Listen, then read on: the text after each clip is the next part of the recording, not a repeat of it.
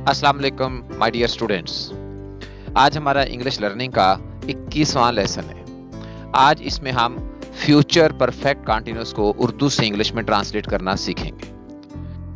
12 tenses में अगर देखें तो हमारे पास प्रेजेंट, पास्ट और फ्यूचर प्राइमरी टेंसेस हैं, जबकि इंडेफिनिट, कंटीन्यूअस, परफेक्ट कंटीन्यूअस ये सेकेंडरी टेंसेस हैं, जिनके मिलने से 12 टेंसेस बनते हैं। तो फ्यूचर परफेक्ट कंटीन्यूअस का नंबर 12वां आखिरी नंबर बनता है। ये दरअसल प्राइमरी टेंसेस के अंदर फ्यूचर और सेकेंडरी टेंसेस के अंदर परफेक्ट कंटीन्यूअस है, जिसके मिलने से बन जाता है फ्यूचर परफेक्ट कंटीन्यूअस। आइए अब इसको उर्दू में देखते हैं कि इसकी पहचान क्या है और फिर इसको इंग्लिश में बनाने का तरीका सीखते हैं। जैसे कि आप जानते हैं कि फ्यूचर का मतलब होता है मुस्तकबिल, आने वाला ज़माना, जिसके आखिर पर होगा, होगी, होगे वगैरह आ सकता है। और इसी तरह से इसमें अगर हम देखते हैं तो दूसरा पार्ट है परफेक्ट कंटीन्यूअस। परफेक्ट मींस मुकम्मल, कंटीन्यूअस मींस जारी। तो यूं आपके पास फ्यूचर परफेक्ट कंटीन्यूअस की ट्रांसलेशन बनती है उर्दू में फेल, मुस्तकबिल, मुकम्मल, जारी। और मुकम्मल जारी की पहचान क्या बनेगी? ता, रहा, ती, रही, ते, रहे वगैरह हो, यानी कि कोई काम कहीं फ्यूचर में करता रहा, होगा, करती रही, होगी वगैरह की बात की जाती है। तो यूं आपके पास ये फ्यूचर परफेक्ट कंटीन्यूअस बनता है। एग्जाम्पल में देखते हैं, हमारे पास इसकी एग्जाम्पल उर्दू में बनती है वो स्कूल जाता रहा होगा।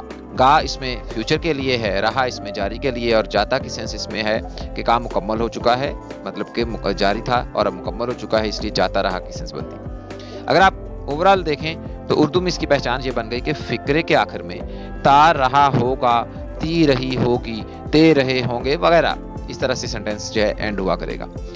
तो अब इसको इंग्लिश में बनाने का तरीका सीखते हैं। हमने देख लिया कि उर्दू में इसकी पहचान क्या है, ऐसे फिक्रात आए तो फिर उनको ट्रांसलेट कैसे करना है। तो इसमें हेल्पिंग वर्ब 2 लगेंगे, एक लगेगा विल हैव बीन, दूसरा लगेगा शैल हैव बीन। और ये तमाम टाइप के सेंटेंसेस जो होंगे फ्यूचर परफेक्ट कंटीन्यूअस के, उन सब में इस्तेमाल होंगे हेल्पिंग वर्ब। पॉजिटिव सेंटेंसेस में भी, नेगेटिव में भी, और इंट्रोगेटिव सेंटेंसेस के अंदर भी यही इस्तेमाल होंगे, नेगेटिव इंटरोगेटिव के अंदर भी यही इस्तेमाल होंगे।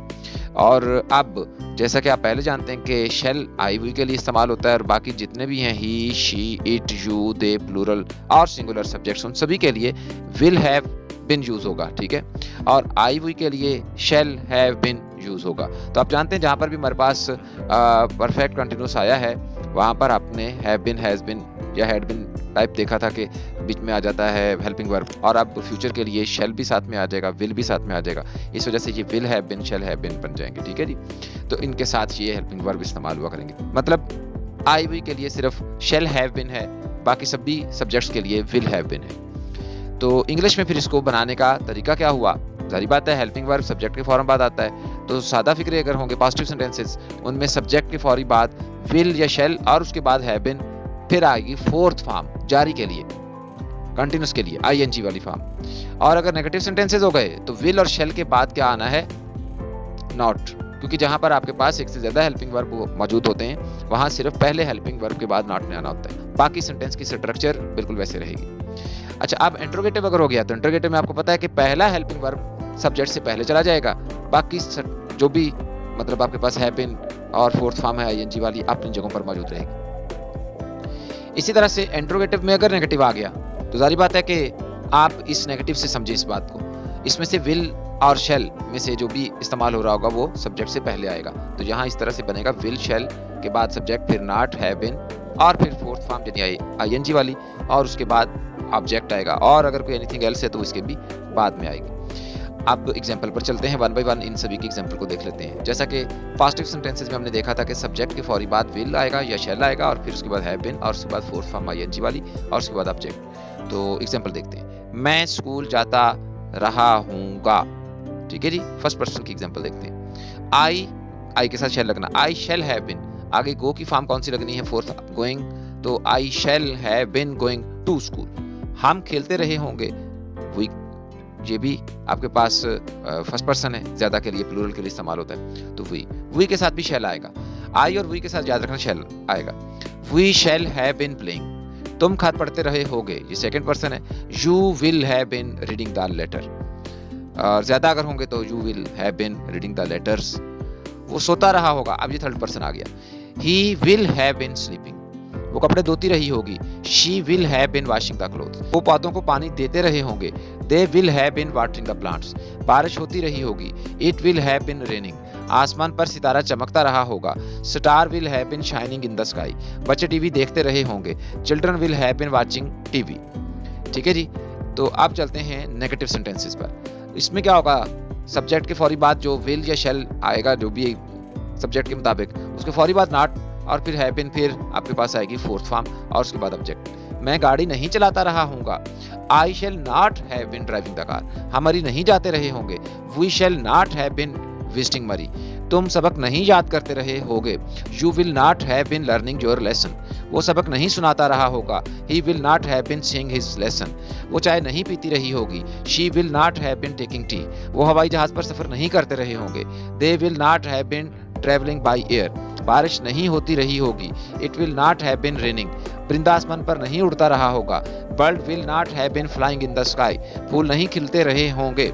Flowers will not have been blooming, तो यूं आपने देखा नॉट जो है वो फर्स्ट जो आपके पास हेल्पिंग वर्ब था शैल या विल, फौरन उसके बाद आया, बाकी हैव बीन उसके बाद आए। और फॉर्म ऑफ वर्ब सभी में आप देख रहे होंगे कि फोर्थ यानी आईएनजी वाली ही जो है हम यूज कर रहे हैं। अच्छा, अब चलते हैं कौन सा सेंटेंस, इंट्रोगेटिव सेंटेंस, जिसके अंदर क्या होता है, क्वेश्चन होता है। तो उसमें क्या होगा, विल या शैल सब्जेक्ट से पहले आएंगे और हैव बीन अपनी जगह पर यानी सब्जेक्ट के फौरन बाद, और उसके भी बाद मेन फॉर्म यानी कि फोर्थ फॉर्म ऑफ वर्ब आएगी और फिर ऑब्जेक्ट। एग्जांपल में देखते हैं, क्या मैं गाना गाता रहा हूँगा। Shall I have been singing a song, अब आपने इसमें देखा कि हेल्पिंग वर्ब जो पहला शैल था वो सब्जेक्ट से पहले आ गया। इसी तरह से क्या हम खाना खाते रहे होंगे। Shall we have been eating meal, क्या तुम किताब पढ़ती रही होगी। Will you have been reading the book, क्या वो सैर करता रहा होगा। Will he have been walking, क्या वो पढ़ती रही होगी। Will she have been studying, क्या वो दुकान खोलते रहे होंगे। Will they have been opening the shop, क्या बारिश होती रही होगी। Will it have been raining, क्या सूरज गुरूब होता रहा होगा। Will sun have been setting, क्या तलबा स्कूल जाते रहे होंगे। Will the students have been going to school, तो क्या हुआ जी, शैल या विल जो है वो सेंटेंस से स्टार्ट में आ गए, सेंटेंस के सब्जेक्ट से पहले आ गए, इंट्रोगेटिव सेंटेंसेस बन गए। अब हम इंटेरोगेटिव नेगेटिव सेंटेंसेस देखते हैं, यानी अगर क्वेश्चन के अंदर नॉट भी आ जाए। अच्छा, तो फिर क्या करेंगे जी, सब्जेक्ट से पहले विल या शैल आएगा, जो भी इन दोनों में से होगा, और सब्जेक्ट के फौरी बाद नॉट हैव बीन आएगा और उसके बाद फोर्थ फॉर्म यानी आईएनजी वाली फॉर्म और उसके बाद ऑब्जेक्ट आएगा। मिसाल देखते हैं, मैं किताब क्यों नहीं पढ़ता रहा हूँगा। Why shall I not have been reading the book, तो आपने देखा कि शैल आई से पहले आ गया, आई के फौरन बाद नॉट हैव बीन आया और उसके बाद फोर्थ फॉर्म आ गई, लेकिन डब्ल्यू पार्टी शैल से भी पहले आई। हम नए कपड़े क्यों नहीं खरीदते रहे होंगे। Why shall we not have been buying new clothes, क्या तुम किताब नहीं पढ़ते रहे होगे। Will you not have been reading the book, क्या वो नहीं भागता रहा होगा। Will he not have been running, क्या वो खाना नहीं पकाती रही होगी। Will she not have been cooking food, क्या वो मुकाबले में हिस्सा नहीं लेते रहे होंगे। Will they not have been taking part in competition, क्या बारिश नहीं होती रही होगी। Will it not have been raining, मुर्ग अजान क्यों नहीं देता रहा होगा। Why will cock not have been crowing, आसमान पर सितारे क्यों नहीं निकलते रहे होंगे। Why will stars not have been appearing in the sky, तो आपने जो देखा कि इसके अंदर हमारे पास विल या शैल सब्जेक्ट से पहले आया है और सब्जेक्ट के फॉर्म बाद नॉट हैव बीन और फिर फोर्थ फॉर्म। इस तरह से हमारे पास ये फ्यूचर परफेक्ट कंटिन्यूस बनाने का आपने तमाम टाइप के सेंटेंसेस के अंदर तरीका देख लिया। फेल मुस्तकबिल मुकम्मल जारी की एक और भी पहचान है, और वो क्या है कि फिक्रे के आखिर में सिर्फ रहा होगा, रही होगी, रहे होंगे वगैरह आ जाता है, लेकिन उसमें साथ में वक्त बता दिया जाता है, जैसे कि काम कब से हो रहा है, ठीक है। और उसकी बहरहाल दो टाइप्स होती हैं जब आप कोई भी काम बताते हैं। एक तो ये होता है जिसमें आप, जैसे ये होता है कि मैं 2 साल से यहाँ रह रहा हूँ, तो आप दौरानिया यानी ड्यूरेशन बता देते हैं। लेकिन कभी कभी आप ये भी बता देते हैं किस तारीख से, किस महीने से, किस दिन से, किस वक्त से, मतलब कितने बजे से और कौन से साल से या कौन सी सदी से। अगर ऐसा बता दिया जाए तो इसमें जो है हमारे पास इंग्लिश में बनाने का थोड़ा सा मुख्तलिफ तरीका होगा।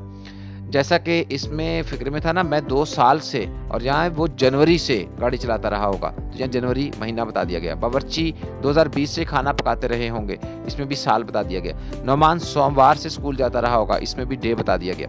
कबूतर 10 मिनट से हवा में उड़ता रहा होगा, इसमें ड्यूरेशन बताया, यानी कि एग्जैक्ट कोई टाइम जो है ना, किस वक्त से शुरू हुआ था वो वक्त जो है वो नहीं बताया गया। अच्छा, अब इसको बनाने के लिए क्या करते हैं हम, सिंस और फार का इस्तेमाल करते हैं। यानी जो उर्दू में आप से कहते हैं ना कि जनवरी से या 2 साल से, उस से की इंग्लिश जो है जब हम करते हैं तो 2 प्रेपोजिशंस इस्तेमाल होती।